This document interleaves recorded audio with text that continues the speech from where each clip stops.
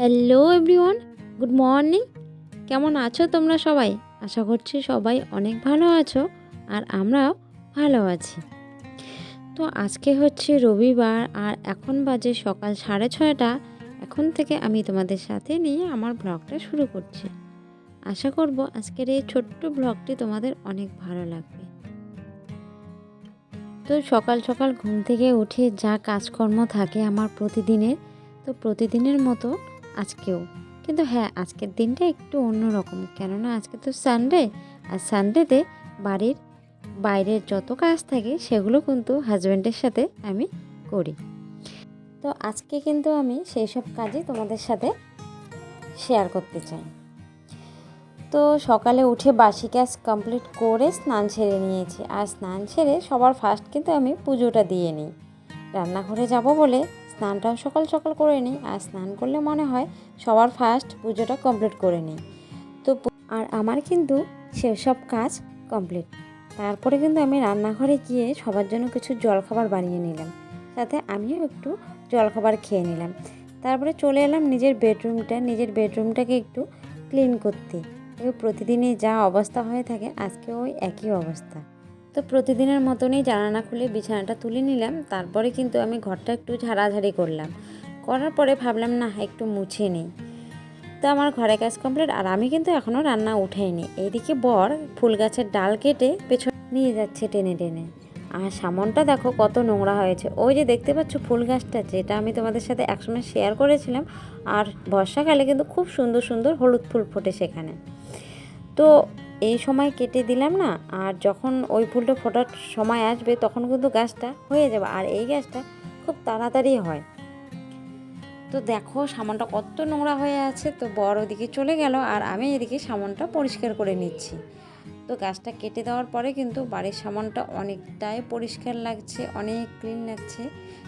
আমি যখন বিয়ের পরে আসি না, তখন দেখি এই গাছটা অনেকটাই ছোট, আর গাছের পাতাগুলোতে না যেন কাটা আছে, খেজুর গাছের মতন অনেকটা। কিন্তু খেজুর গাছ না, কী গাছ নাম জানি না, কিন্তু লাগিয়েছিল নাকি আমার বর। তো যাই হোক, গাছটা খুব ভালো লাগে। আর প্রতিদিন কিন্তু সেই গাছটাতে জল দেওয়া হয়, একটু একটু করে গাছটা সুন্দর বেড়ে উঠছে। গাছটা বড় হলে কিন্তু আরও দেখতে বেশ লাগবে। তারপরে এত নোংরা তো হাতে করে নিয়ে যাওয়া সম্ভব না, তাই একটা ঝুড়ি নিয়ে আসলাম। মানে ওই ঝুড়িটাতে কিন্তু আমরা পাতা ফেলি, মানে পেছন থেকে যত পাতা জমা হয় সব নিয়ে গিয়ে আরেক দিকে ফেলে সব কিন্তু পুড়ে দিই। তো এগুলো পাতাও নিয়ে গিয়ে সেদিকেই দিচ্ছি, যখন শুকিয়ে যাবে তখন পুড়ে ফেলবো। তারপরে দেখো একটা নারকেল ছিল ঘরে, বর কাটলো, ভাবলো যে নারকেলটা খারাপ না ভালো, সেই ভয়ে ভয়ে কাটা হলো। কিন্তু তারপরে দেখা হলো নারকেলটা সত্যি খুব সুন্দর। তো নারকেলটা কিন্তু রেখে দিলাম। এটা আমি কি করব সেটাই ভাবছি। পরে কিন্তু পছন্দ নারকেলের লাড়ু আর পাটিসাপটা। তো একটা নারকেল দিয়ে যে কোনো একটা করতে লাগবে। লাড়ু করলেও কিন্তু অল্প একটু হবে, আর পাটিসাপটা পিঠে করলেও কিন্তু অল্প কয়েকটা হবে। তো যদিও আমি পাটিসাপটা পিঠে বানাতে পারি না, তো দেখি ভাবছি সেটাই চেষ্টা করব। আর যদি না হয় শেষমেশ লাড়ু বানিয়েই খাওয়াবো। তারপরে এদিকে একটা দাদা এসে দিয়ে গেল কতগুলো লাউয়ের ডোগা, মিষ্টি কুমড়ার ডোগা আর হচ্ছে মিষ্টি কুমড়ার ফুল। তো সেসব কেটে কেটে একদম পরিষ্কার করে রেখে দিচ্ছি ফ্রিজে। আর আজকে কিন্তু আমি ওই মিষ্টি কুমড়ার ডোগা আলু দিয়ে আর নামানোর আগে আগে একটু সর্ষে বাটা দিয়ে বানাবো। গরম গরম আর একটু মাছ ভেজে নেব। দেখো আমার কিন্তু লাউয়ের ডোগা সুন্দর একদম হয়ে গেছে। ঝোল করিনি, হালকা রসালো করেছি। আর গরম গরম মাছ ভাজার সাথে কিন্তু আজকে আমি মিষ্টি কুমড়ার ফুলের পকোড়া বানাবো। তো এই মিষ্টি কুমড়ার ফুলের পকোড়া খেতে এত ভালো লাগে, সত্যি কি বলবো, একদম মুচমুচে বানাবো যাতে খেয়ে দাঁতে লেগে যায়। আর অতগুলো তো একসাথে খাবো না, বাদ বাকিগুলো রেখে দিব। কালকে নিরামিষ আমাদের সোমবার, তো বাদ বাকিগুলো আমরা কালকে খাবো। আর আজকে শুধু কয়েকটা বানাবো। আর এবছরে কিন্তু আজকে ফার্স্ট কুমড়ো ফুলের বড়া খাচ্ছি। যদিও খেতে খুব টেস্টি, তবে এখন না পাওয়া যায় না। তবে ভাগ্যে ছিল হয়তো এবছর, তাই একটা দাদা এসে দিয়ে গেল। সত্যি ফুলগুলো দেখে না একদম মন ভরে গেছিলো। এত সুন্দর, একদম তাজা ফুল, মাত্র ছিঁড়ে নিয়ে আসলো। তারপরে বাদ বাকি যে সবজিগুলো আছে সেগুলো কিন্তু আমি গুছিয়ে একদম আলাদা করে বেঁধে সুন্দর করে আমি ফ্রিজে রেখে দেব। ফ্রিজে এইভাবে রাখলে না অনেক দিন খাওয়া যায়, আর সবজি অত তাড়াতাড়ি নষ্টও হয় না। আর এদিকে দেখো মাম্মাম কত সুন্দর দোলনিতে খেলছে। ও কিন্তু মাঝে মধ্যে এইভাবে খেলে, আর ওকে এই দোলনি মা বেঁধে দিয়েছে এভাবে। তারপরে কিন্তু রান্নাও শেষ, আর গরম গরম খাওয়া দাওয়া শেষ। বাসন কোসনগুলো যা আছে সব কিন্তু আমি বের করে এনেছি, সব ভালো করে ধুয়ে মুছে নিয়ে গিয়ে আবার রেখে দিব। আর মামাকে কিন্তু আমি আজকে সবার আগে খাইয়ে নিয়েছি, তারপরে আমরা খেয়েছি। আর দেখো এদিকে বাসন মাজা সাবানও শেষ হয়ে গেল, কালকে নিয়ে আসতে হবে। তো আজকের দিনটা চলবে, সাইড দিয়ে একটু আছে দেখা যাচ্ছে না।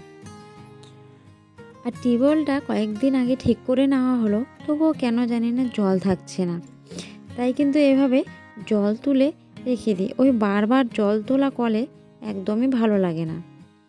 তারপরে কিন্তু সব বাসনকোসন নিয়ে চলে এলাম। এখন আমি সব উবুর করে দিচ্ছি, যেন জলটা তাড়াতাড়ি ঝরে পড়ে যায়, আর তাড়াতাড়ি গিয়ে জায়গা মতন রেখে দেব।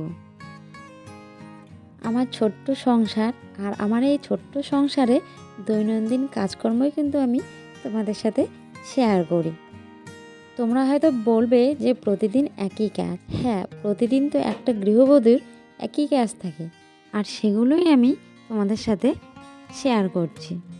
তবে কিন্তু ওই দৈনন্দিন একই কাজকর্মের মাঝখানে একটু ঘরটাকে অন্যভাবে সাজানোর আইডিয়া, ঘরে নতুন কিছু জিনিস আনার আইডিয়া, সেগুলো একটু অন্যরকম।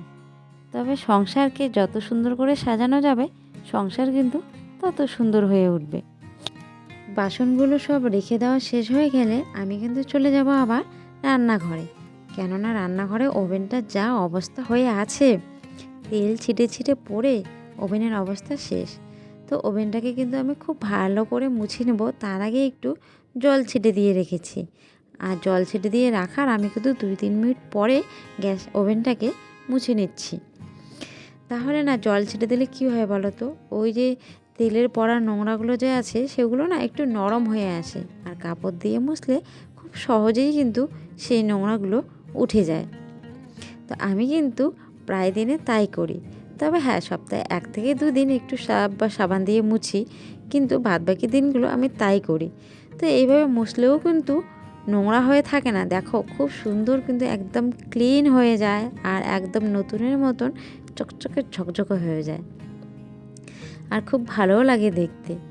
তো নিচেও একটু জল ঠল পড়ে মাঝে মধ্যে, কেননা যখন ভাতের ফ্যান উতলে যায় তখন কিন্তু নিচে পড়ে, তাই আমি নিচটাকেও মুছিয়ে রাখি। আর পেছনে ওয়ালগুলো তেল তেল হয়ে আছে, সাথে যে গ্রিলগুলো আছে সেগুলোও যেন কেমন তেল তেল।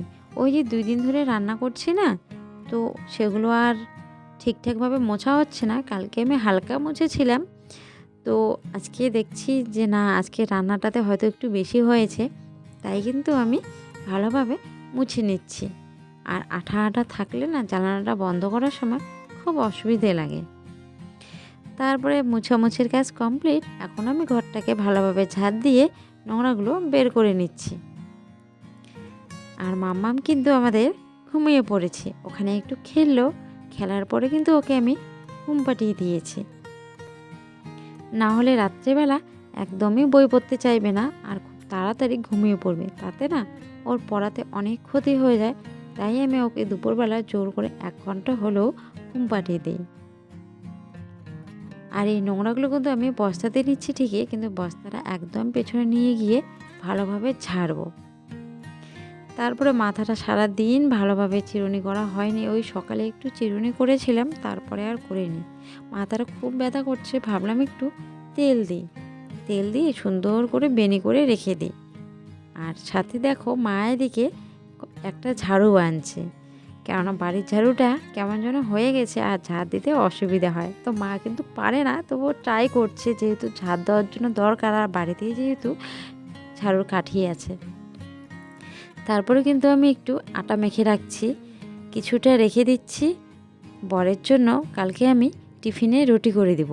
আর এখন কিন্তু আমি শুধুমাত্র 2টা রুটি বানাবো, বর খাবে বলে। প্রথমে ভাবলো খাবো না, হালকা কিছু খেয়ে নিব, আমাকে যা পাও তাই দাও। তারপরে ভাবলাম না, এত বড় রাত্রে ও তো খিদে লেগে যাবে, তাই না? তাই ভাবলাম 2টো রুটি করে দেই, আর সেই রুটি কিন্তু ও দুধ দিয়ে খাবে। যেহেতু সবজি শেষ, মা আমি খেয়ে নিয়েছি, আর মাম্মামকে তো খাইয়ে দিয়েছি, শুধু আছে বর বাকি। তো চলো আজকের ব্লগটা আর বাড়াচ্ছি না। আজকের ব্লগটা যদি তোমাদের ভালো লাগে তাহলে প্লিজ একটা লাইক করো, কমেন্ট করো আর সাবস্ক্রাইব করে আমার পাশে থেকো। আর হ্যাঁ, পাশে থাকা বেল আইকনটা অল করে দিও। সবাইকে অনেক ভালোবাসা, সবাই ভালো থেকো, সুস্থ থেকো আর সবাই সবার পরিবারকে অনেক অনেক ভালো রেখো। আবার দেখা হবে কাল ঠিক সকাল 10টায় নতুন কোনো ব্লগের সাথে। Bye bye.